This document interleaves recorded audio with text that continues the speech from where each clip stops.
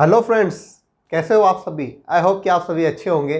तो दोस्तों, मैं हूं आपका दोस्त कफील अहमद और आपका वेलकम करता हूं बिगिनर सीरीज़ में। हमने प्रीवियस लेक्चर में कुछ एग्जांपल वेक्टर एडिशन और सब्ट्रैक्शन पे सॉल्व की थी। आज उसी का एक्सटेंशन है और कुछ नई एग्जाम्पल के साथ हम कुछ नए कॉन्सेप्ट भी समझने वाले हैं। तो चलिए बिना किसी देरी के शुरू करते हैं।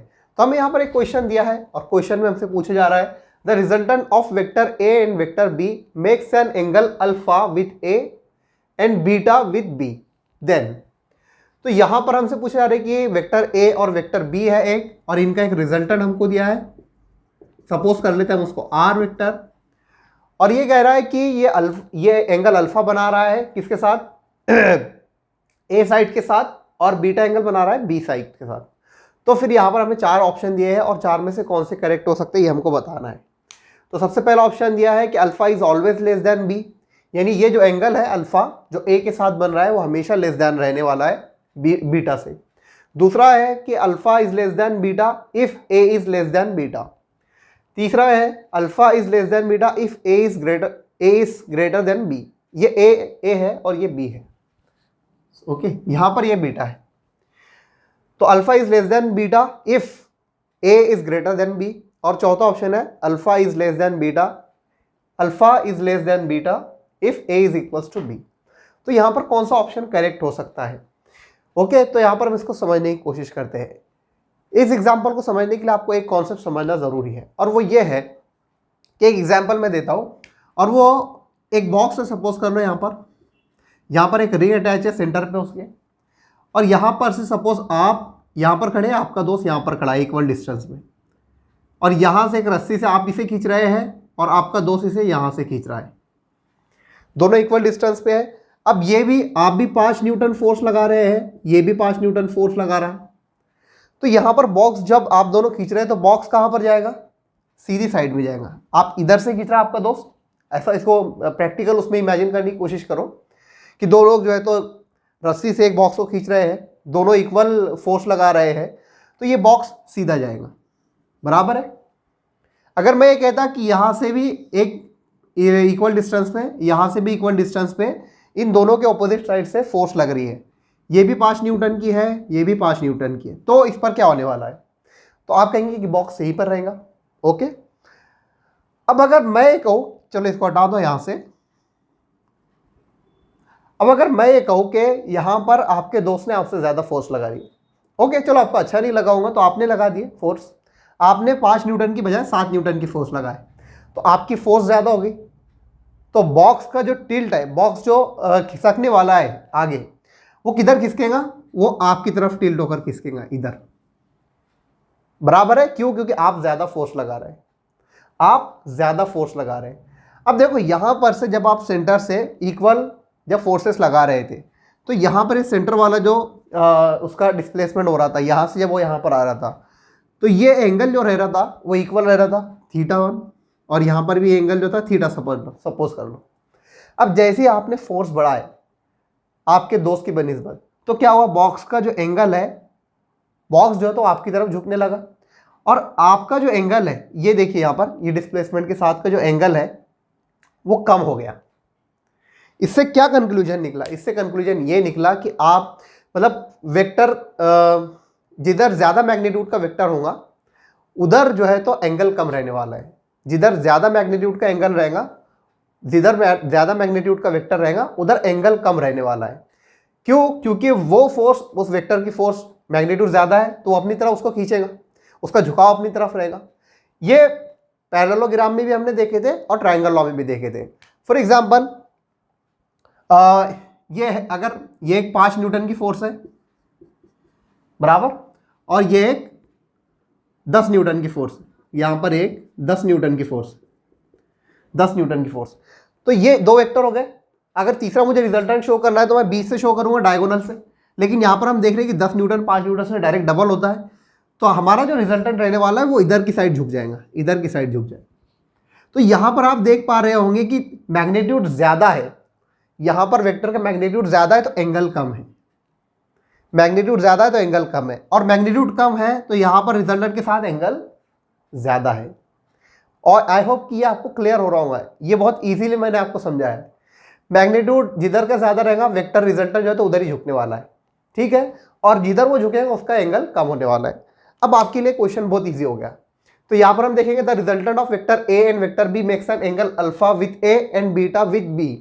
देन तो यहाँ पर दो वेक्टर है, ये रिजल्टेंट है, ओके। ये रिजल्टेंट हम जैसा शो करते हैं, अगर पैरेललोग्राम के थ्रू हम शो करें, ये हो गया वेक्टर ए, ये हो गया वेक्टर बी, और ये रिजल्टेंट यहाँ से निकलता है। हम यहाँ से पैरेललोग्राम बनाते हैं, ठीक है, ये रिजल्टेंट यहाँ से निकलता है। ड्राइंग खराब है आप, लेकिन समझ लो इसको, ये रिजल्टेंट आपका आर यहाँ पर है। अब ये कह रहा है कि ये जो एंगल बना रहा है ये अल्फा, ये ए के साथ बना रहा है, और बीटा ये बी के साथ बना रहा है। बी वाली साइड के साथ एंगल बन रहा है बीटा, ए वाली साइड के साथ एंगल बन रहा है अल्फा, ठीक है। अब यहाँ पर हम ऑप्शन चेक करते हैं। Then alpha is always less than beta. तो क्या ये केस है कि अल्फा हमेशा बीटा से छोटा रहेगा? ऐसा नहीं हो सकता, क्योंकि कई बार क्या होगा, ये रिजल्टेंट आपका इधर झुक जाएगा या फिर इधर झुक जाएगा, तो दोनों केस हो सकते हैं। ऐसा तो नहीं होगा कि हमेशा जो है तो बीटा ज़्यादा रहने वाला है। अब दूसरा हमको बोल रहे हैं कि alpha is less than beta if A is less than B. Alpha यानी एंगल, ये वाला एंगल, इसको मैं अच्छे से उतार देता हूँ आपके लिए।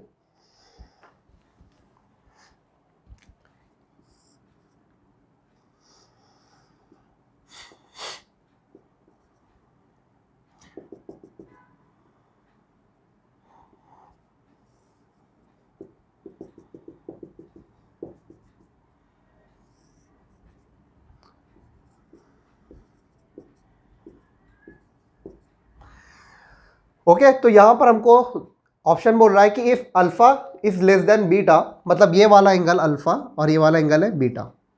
तो अगर अल्फा बीटा से छोटा है, if A is less than B, तो अगर ए बी से छोटा रहेगा, ए वेक्टर बी से छोटा रहेगा मैग्नीट्यूड में, मतलब मैग्नीट्यूड है यहाँ पर, हम मैग्नीट्यूड की बात करें, तो ए का मैग्नीट्यूड अगर बी से छोटा रहेगा तो ये केस रहने वाला है। क्या ये पॉसिबल है? देखो हमने यहाँ पर देखा था कि जिधर मैग्नीट्यूड ज़्यादा रहेगा वेक्टर उधर झुक जाएगा रिजल्टेंट, और वहाँ पर एंगल कम हो जाएगा।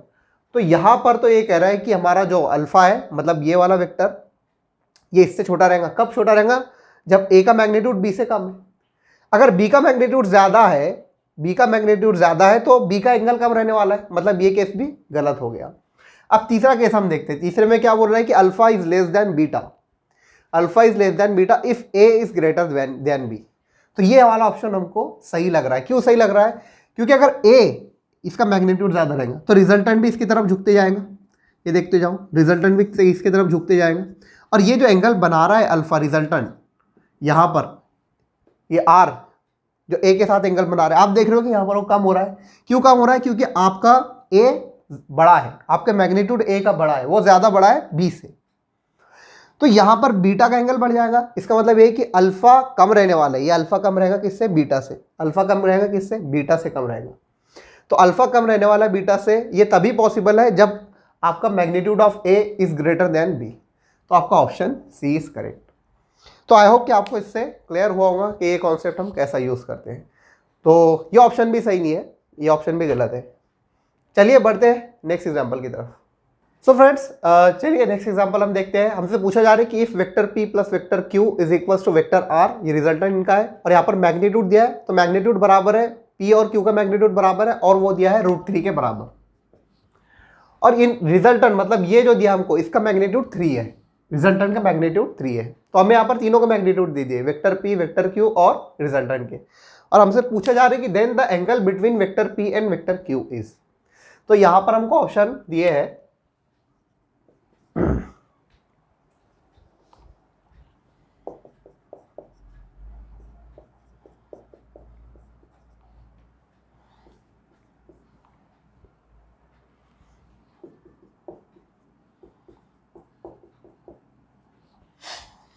तो ये ऑप्शन हमको दिए हैं और हमको बताना है कि इनके बीच का एंगल क्या है। तो देखो चलो उसको ट्राई करते हैं, हम सॉल्व करते हैं इसको।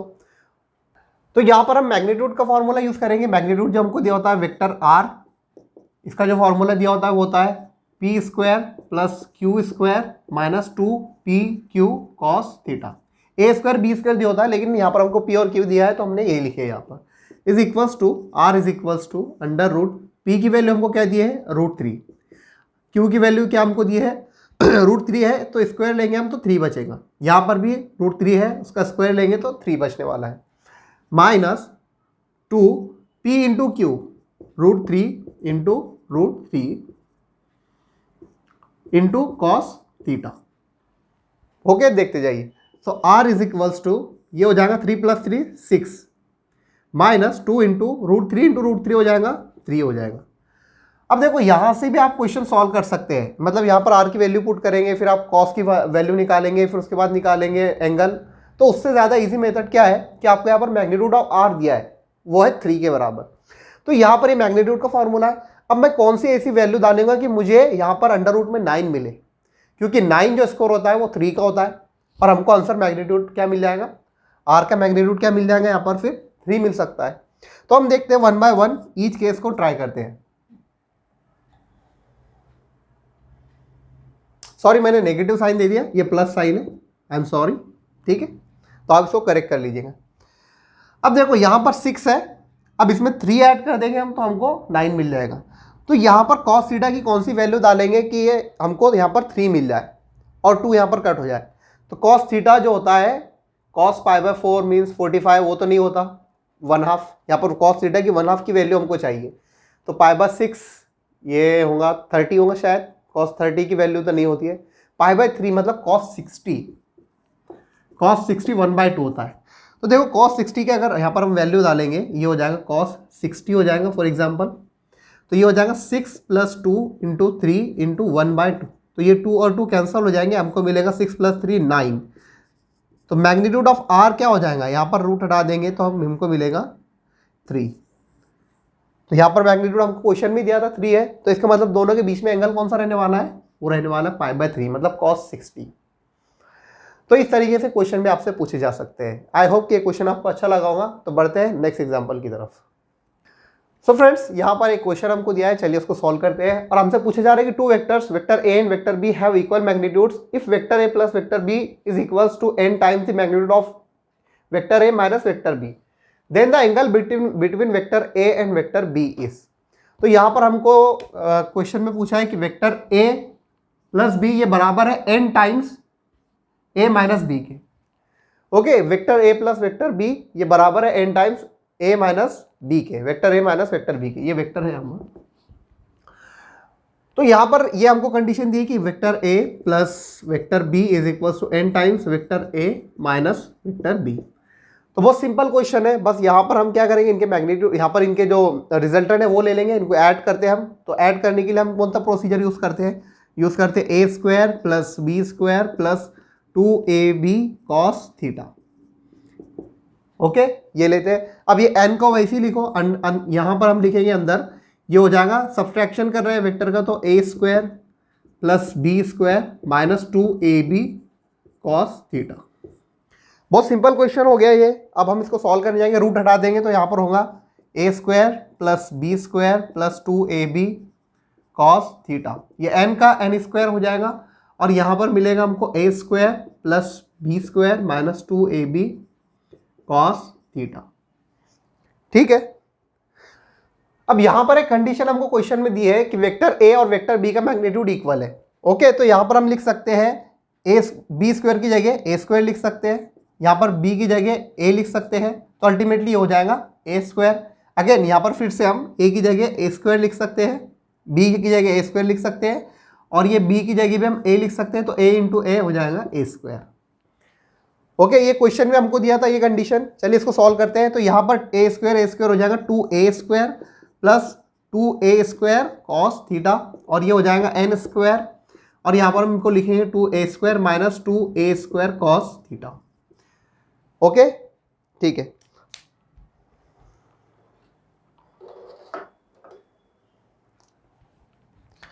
तो इसको सॉल्व करते हैं हम आगे फर्दर। यहाँ पर कॉमन ले लेंगे हम 2a², तो ये 2a² कॉमन ले लिए, यहाँ पर अंदर क्या बचा 1 प्लस कॉस थीटा। इधर आ जाइए, यहाँ पर हम देखते हैं तो ये हो जाएगा n² को बाहर ले लें अगर हम, तो 2a² क्या कॉमन ले सकते हैं हम, 2a² 1 माइनस कॉस थीटा।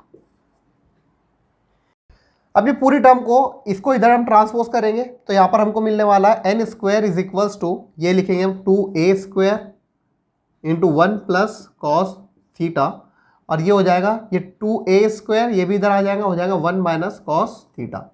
ये और ये कैंसल आउट हो जाएंगे। अगेन यहाँ पर हम देखेंगे तो हमको मिलने वाला है यस, ये बाकी इसको मैं फिर से ट्रांसपोज करूँगा इधर, तो ये मिलेगा हमको n² 1 minus cos theta is equals to 1 plus cos theta.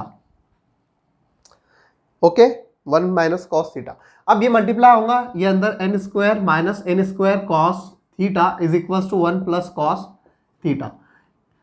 ठीक है, अब यहाँ पर n², ये 1 को इधर ले जाएंगे, -1 हो जाएगा, ये उधर जाकर कॉस थीटा प्लस ये माइनस है तो प्लस हो जाएगा n² कॉस थीटा। तो n² -1 is equal to cos theta common ले लेंगे, तो यहाँ पर बचेगा 1 प्लस n²। अब ये कॉस थीटा हमको चाहिए, तो कॉस थीटा की वैल्यू हो जाएंगी यहाँ पर फिर n² -1 अपॉन 1 प्लस n², तो थीटा हो जाएगा यहाँ पर हमारे लिए, इधर जाएगा cos inverse of n² -1 upon 1 plus n²। तो कौन सा ऑप्शन है यहाँ पर, theta is equals to n² -1? Yes, option B है ना, यस, ऑप्शन बी करेक्ट है। तो इस तरीके से आप इसको सॉल्व करेंगे। आई होप कि आपको समझ आऊंगा। चलिए बढ़ते हैं नेक्स्ट एग्जांपल की तरफ। सो फ्रेंड्स, एक और एग्जांपल हम देखते हैं, और हमको दिया है कि the resultant of vector A and vector B is r1। तो यहाँ पर वेक्टर ए और वेक्टर बी का रिजल्टेंट r1 है। On reversing the vector be the resultant becomes r2। तो वेक्टर बी को हम रिवर्स कर रहे हैं, मतलब नेगेटिव ऑफ ए वेक्टर ले रहे हैं। व्हाट इज द रिजल्ट, तो रिजल्ट हमको क्या मिल रहा है, r2। What is the value of r1² plus r2²? तो बहुत इजी क्वेश्चन है, क्वेश्चन में हमको सारी इंफॉर्मेशन गिवन है। तो हमको बोल रहा है कि जब हम vector A plus vector B कर रहे हैं तो हमको r मिल रहा है, r1 मिल रहा है, और जब इसको हम रिवर्स कर रहे हैं, मतलब नेगेटिव ऑफ वेक्टर ले रहे हैं, तो वेक्टर सब्ट्रैक्शन हो जाएगा, तो हमको मिल रहा है r2। और हमसे पूछ रहा है कि r1 प्लस r2², इसकी वैल्यू हमको बतानी है, इसके मैग्नीट्यूड की वैल्यू बतानी है हमको। तो यहाँ पर हम जानते हैं कि r1² अगर हम लेंगे तो r1² क्या हो जाएगा, इसका magnitude a² plus b² plus 2ab cos theta, ये हो जाएगा। ठीक है, r2² ये क्या हो जाएगा, a माइनस बी, तो इसका मैग्नीट्यूड हम लेते हैं, नेगेटिव सब्ट्रैक्शन ऑफ वेक्टर क्या होता है, a² plus b² minus 2ab cos theta. अब r1² और r2² लिख लो, तो r1² प्लस r2², ये लिखते जाइए यहाँ पर। तो यहाँ पर इन दोनों का मैट कर देंगे, ये हो जाएगा a² plus b² plus 2ab cos theta. अब यहाँ पर लिखेंगे plus a² plus b² minus 2ab cos theta. तो यहाँ से ब्रैकेट हटा देंगे हम, तो हमको क्या मिलने वाला है, ये देखो, ये plus 2ab cos theta minus 2ab cos theta, ये तो कैंसिल हो जाएंगे। अब बचा a², तो ये हो जाएगा 2a², ये b², ये हो जाएगा प्लस 2b²। अब 2 और 2 कॉमन ले लेंगे यहाँ पर, तो हमको कॉमन मिलेगा 2, और ये हो गया a² प्लस b²।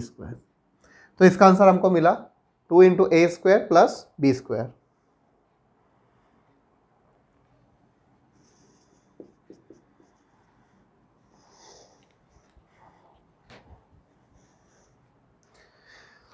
तो इस तरह इसको आप सॉल्व करेंगे, r1² प्लस r2², इसकी वैल्यू जो हमको मिली वो ये मिली। तो आई होप कि आपको एक क्वेश्चन समझ आया होगा। तो बढ़ते हैं नेक्स्ट एग्जांपल की तरफ। तो दोस्तों, एक अच्छा क्वेश्चन यहाँ पर हमको दिया है, चलिए इसे सॉल्व करते हैं। तो क्वेश्चन में हमसे पूछा जा रहा है कि 6 vector a to f, 6 vector दिए a b c d e f, a to f have the magnitude and directions indicated in the figure, which of the following statement is true? तो ये 6 वेक्टर हमको दिए हैं और उसकी base पर बताना है कौन सा स्टेटमेंट ट्रू है। तो यहाँ पर हम 1 बाय 1 चेक करते हैं। Vector b plus vector c is equals to vector f। तो यहाँ पर हम चेक करेंगे, वेक्टर b ये है, इनके एडिशन करना है, वेक्टर b के एडिशन करना है वेक्टर c के साथ। तो यहाँ पर इसके हेड पे हम इसकी टेल रख देंगे, वेक्टर c की टेल यहाँ पर रखेंगे, तो ये हो जाएगा वेक्टर c, ये हो गया वेक्टर b और ये हो गया वेक्टर c। अब is equals to f vector, is equals to f vector, मतलब ये f वेक्टर को अगर हम ड्रॉ करना चाहें तो ये दो वेक्टर का एडिशन, मतलब vector b plus vector c का एडिशन f के बराबर है। तो यहाँ पर हम वेक्टर एडिशन जब करते हैं ट्राइंगल लॉ के थ्रू, तो हम क्या करते हैं, ट्राइंगल लॉ के थ्रू हम ये करते हैं कि इनिशियल पॉइंट से ऑपोजिट डायरेक्शन में हम वेक्टर लेते हैं। तो यहाँ पर ये वेक्टर एफ हमको दे रहा है, क्या एफ वेक्टर ऐसा है, हमको दिया हुआ एफ वेक्टर की डायरेक्शन तो ऐसी है, यहाँ पर हमको वेक्टर इस डायरेक्शन में ड्रॉ करना पड़ रहा है, इसका मतलब ये स्टेटमेंट करेक्ट नहीं है। अब दूसरा हम देखते हैं vector D plus vector C. तो वेक्टर डी में ऐड करना है वेक्टर सी को, तो यहाँ पर हम इसको ऐड करेंगे, ये हो गया वेक्टर डी। आप चाहे तो पैरेललोग्राम लॉ से भी चेक कर सकते हैं, ये स्टेटमेंट गलत ही आने वाला है। वेक्टर डी में ऐड करेंगे वेक्टर सी को, तो वेक्टर डी में ऐड करो, चलो इसको पैरेललोग्राम लॉ से कर दे चेक। तो वेक्टर डी में वेक्टर सी को हम ऐड करेंगे, ये हो गया वेक्टर डी और ये वेक्टर सी। देखो दोनों की टेल से टेल जुड़ी है, पैरेललोग्राम लॉ के लिए ही चाहिए, और पैरेललोग्राम में जो रिजल्टेंट रहता है वो यहाँ से जाता है। तो ये कह रहा है कि ये vector D plus vector C F vector के बराबर है। तो देखो हम यहाँ पर ये रिजल्टेंट तो इधर ड्रॉ कर रहे हैं और एफ वेक्टर की डायरेक्शन इधर है, इसका मतलब ये स्टेटमेंट भी गलत है। अब तीसरा चेक करते हैं vector D plus vector E. तो वेक्टर डी यहाँ पर हमको दिया है, ये हमने लिख लिया, वेक्टर ई हमको दिया है, तो अगर इनकी टेल से टेल जोड़ देंगे तो ये हो जाएगा, ये हो गया वेक्टर डी और ये हो गया वेक्टर ई। अब बोल रहा है कि इनका रिजल्टेंट एफ वेक्टर के बराबर है, तो एफ वेक्टर हमको दिया है यहाँ पर और इनका रिजल्टेंट भी यहाँ से निकलेगा डायगोनल। तो हम देख सकते हैं कि ये हो गया इसका डायगोनल एलिमेंट और ये हो गया एफ वेक्टर। तो इसका मतलब ये है कि ये स्टेटमेंट करेक्ट है, ये स्टेटमेंट भी रॉन्ग आने वाला, आप चेक कर सकते हैं। तो ये इस तरीके से इसको सॉल्व करना रहेगा। तो आई होप कि एग्जाम्पल भी आपको समझ में आएंगे। चलिए बढ़ते हैं नेक्स्ट एग्जाम्पल। ये प्रीवियस ईयर नीट में पूछा गया क्वेश्चन है। सो फ्रेंड्स, यहाँ पर हमने अभी तक वेक्टर एडिशन के भी किए, वेक्टर सब्ट्रैक्शन के भी किए, लेकिन यहाँ पर एक और वेक्टर सब्ट्रैक्शन का एक क्वेश्चन हम देखते हैं। बहुत इंपॉर्टेंट क्वेश्चन है और इससे आपको और इससे कॉन्सेप्ट समझ में आएगा। तो यहाँ पर हमसे पूछा जा रहा है कि car going due north at 10√2 metre per second turns right through an angle of 90 degree without changing speed, the change in velocity of the car is. Okay, तो यहां पर हमको ऑप्शन दिए हुए हैं 20√2 metre per second in south east direction, B दिया है 20 metre per second in north east direction, C दिया है 20 metre per second in south east direction, 20 metre per second in north east direction. तो चलिए इसे सॉल्व करते हैं। और यहां पर हमसे पूछा जा रहा है कि a car going due north, तो एक कार जा रही है नॉर्थ में, यानी नॉर्थ में जा रही है और उसकी वेलोसिटी दी हमको 10√2, यहाँ पर हमको दी है, ये नॉर्थ ईस्ट में जा रही है। अब turn right through an angle of 90 degree, 90 degree angle से वो टर्न करती है, मतलब इधर टर्न करती है 90 डिग्री एंगल से, ठीक है। और स्पीड उसकी चेंज नहीं हो रही है, मतलब यहाँ पर भी उसकी स्पीड क्या हो रही है, 20√2 ही है, ठीक है। वेलोसिटी चेंज होगी, क्यों चेंज होंगी, क्योंकि वेलोसिटी में डायरेक्शन मैटर करती है। तो यहाँ पर इस तरीके उसकी डायरेक्शन इधर थी, अब क्या होगी, डायरेक्शन ईस्ट की तरफ होगी। Angle of 90 degree through an angle, turn right through an angle of 90 degree without changing speed. Okay, अब हमको बताने कि the change in velocity of the car is, तो वेलोसिटी की कार की वेलोसिटी में कितना चेंज आया हमको ये बताना है। तो हम जानते हैं कि वेलोसिटी जो चेंज होगी उसका रिजल्टेंट जो मिलने वाला है वो आएगा v2 माइनस v1, ये रहने वाला है रिजल्टेंट, ठीक है। चेंज इन वेलोसिटी हमको बताना है ना, तो ये रहने वाला है v2 माइनस v1।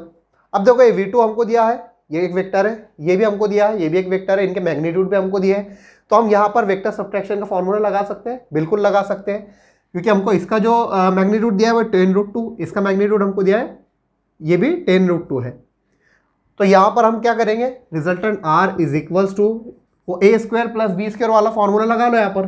तो यहाँ पर v2² प्लस v1² मैग्नीट्यूड हम लेंगे minus 2v1 v2 cos, angle कितना बन रहा है, यहाँ पर हमको दिया एंगल 90 बन रहा है, एंगल 90 बन रहा है। तो ये हो जाएगा रिजल्टेंट इज इक्वल्स टू 10√2, इसका स्क्वायर हो जाएगा प्लस 10√2 इसका स्क्वायर हो जाएगा, यहाँ पर स्क्वायर देना मत भूलिए, ठीक है, या फिर ये नहीं दे रहे तो आपको यहाँ पर रूट लगाना पड़ेगा। तो ये हो जाएगा, हम रूट नहीं लगाते हैं क्योंकि ऑलरेडी एक रूट की टर्म है, तो इसको नहीं लगाते, इसको हम स्क्वायर करते इधर से, माइनस 2v1 v2 कॉस 90। अब कॉस 90 आप जानते हैं 0 होता है, तो यहाँ पर हमारे पास बचेगा R² इज इक्वल टू 10 का क्या होता है, स्क्वायर क्या होता है 100 होता है, और √2 का क्या रहने बचने वाला है, 2 बचने वाला है। ये हो गया प्लस ये 10 का 100 और √2 का 2 बचने वाला है। तो यहाँ पर हमको वैल्यू मिलेंगी 200 प्लस 200 400। तो r यहाँ पर स्क्वायर हटाएंगे तो हमको मिलने वाला है 20 मिलने वाला है। ठीक है, अब यहाँ पर हमको डायरेक्शन मालूम करना है, डायरेक्शन किधर जा रही है। ये तो हमने मैग्नीट्यूड का लगा के मालूम कर रहे हैं, लेकिन ये आंसर कंप्लीट नहीं हो रहा क्योंकि 20 तो हमको यहाँ पर भी दिया हुआ है, 20 यहाँ दिया है, 20 यहाँ दिया है, 20 यहाँ दिया है, लेकिन कौन सी डायरेक्शन में। तो देखो ये हम देखते हैं, ये वेक्टर हमको दिया है, चाहे आप कोई भी लॉ लगाओ, पैरेललोग्राम लॉ लगाएंगे हम। तो पैरेललोग्राम लॉ हम जब लगाते हैं तो हम क्या करते हैं, टेल टू टेल ऐड करते हैं। तो ये टेल, ये वेक्टर की टेल से ये वेक्टर की टेल को हम ऐड कर देंगे, टच कर देंगे। ओके, तो यहाँ पर ये हो गया। अब हमको क्या बोल रहा है वो, हमको यहाँ पर सब्ट्रैक्शन है, vector subtraction, change in velocity निकालना है। यही है असल में कॉन्सेप्ट, आपको समझना। चेंज इन वेलोसिटी बोल रहा है, तो हमको यहाँ पर change in velocity v2 minus v1 है। तो ये v1 वेक्टर जो है हमको, ये v1 है और ये v2 है। तो v1 को सब्ट्रैक्ट करना है, इसका मतलब इसकी डायरेक्शन अगर ऊपर है तो इसकी डायरेक्शन को रिवर्स करना पड़ेगा, मतलब इसकी डायरेक्शन आएगी नीचे। अब यहाँ से हमको रिजल्टेंट मिलने वाला है, ये है हमारा रिजल्टेंट। तो इसका मैग्नीट्यूड तो हमने निकाल लिए 20 मीटर पर सेकंड। अब इसकी डायरेक्शन हम देखेंगे तो ये डायरेक्शन है नॉर्थ ईस्ट है, ये है नॉर्थ, ये है वेस्ट और ये है साउथ। तो यहाँ पर है साउथ ईस्ट की तरफ जा रहा है 20 metre per second. South east कुछ है क्या हमारे इसमें, हाँ 20 metre per second in south east direction. ये वाला option, option C is correct. बाकी कोई भी ऑप्शन आप देख सकते हैं 20 metre per second in north east direction, ये नॉर्थ ईस्ट होता है आपका। ठीक है, 20 metre per second in north east direction, ये नॉर्थ वेस्ट है, सॉरी ये north west direction, north west direction. तो अब इस तरह से इसको सॉल्व करेंगे। आई होप कि आपको ये क्लियर हो गया होगा। तो बढ़ते हैं हम नेक्स्ट एग्जांपल की तरफ। तो दोस्तों चलिए नेक्स्ट एग्जांपल देखते हैं। और हमसे पूछा जा रहा है the resultant of two forces 3p and 2p is r। तो 3p और 2p दो फोर्सेस है, उनका रिजल्टेंट r है। If the first is doubled then the resultant is also doubled. अगर हम 3p को 6p करते हैं तो हमारा रिजल्टेंट भी डबल हो जाता है। The angle between two forces, तो फिर दोनों के बीच का एंगल हमको बताना है, दोनों फोर्सेस के बीच का। तो यहाँ पर सबसे पहले तो हम जो कंडीशन हमको दिए है, पहले रिजल्टेंट हम लिख लेते हैं। ये हमको दिया है तो resultant r is equals to, इसका मैग्नीट्यूड क्या होता है, हम निकालते हैं vector a plus vector b। तो ये दो वेक्टर हमको दिए हैं, तो इनको हम लिखेंगे 3p स्क्वायर और ये हो जाएगा 2p का square plus 2 into 3p into 2p cos theta. ठीक है, हमको ये थीटा ही मालूम करना है। अब दूसरी चीज़ जो हमको दी है, ये इसको अगर हम सॉल्व करेंगे फर्दर तो ये हो जाएगा, यहाँ पर इसको हम करते हैं सॉल्व, तो ये हो जाएगा यहाँ पर 3p स्क्वायर, तो ये हो जाएगा 9p स्क्वायर, 3 का स्क्वायर 9, 2 बोले तो 4p square plus 2 into 3 6, 6 into 2 12p square, p into p square cos theta. अब इसको आप फर्दर लिखेंगे तो इसको आप ऐड करके लिख सकते हैं, तो ये हो जाएगा 9p square plus 4p square, तो ये जाएगा 13p स्क्वायर। यहाँ पर आपको मिलेगा 13p स्क्वायर मिल जाएगा।